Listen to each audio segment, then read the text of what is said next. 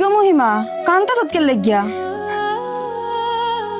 কানবি তো, তোর কপালই দোকানদার করছো এক বাদাইমারে বিয়া, অভাবী সংসার, একদিন খাইলে 2 দিন খাইতে পাস না।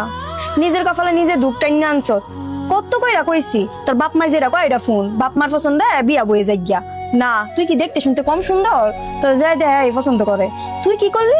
এক বাদাইমারে লিয়ে সংসার করতেছ, অনো ফইরাছ হের কাছে। অনো সময় আছে, বাপ মাই যেটা কয় এটা ফোন, হের কাছ থেকে যাই গিয়া সুখে থাকতার বিদ। আর এলাকার সবাই কয় মহিমা কি সুন্দর পরীর মতন একটা মাইয়া, হে কি না একটা হইং নির্সারার কাছে বিয়া বইছে। এটা কি মেনে নেওয়া যায়? তুই কো।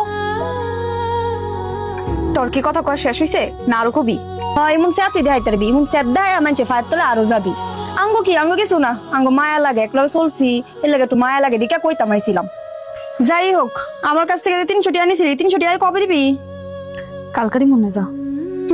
300 টাকা আনিস আজকে 1 মাস হয়ে গেছে গা, টিয়া দিতে পারে না, আবার বড় বড় কথা কয়। তাড়াতাড়ি টিয়াটা দিয়ে দেইস। মহিমা, তুমি আমার মাফ করে দাও। আসলে আমার লেগা শেষ পর্যন্ত তোমার বান্ধবীও তোমার কথা শোনায় গেল।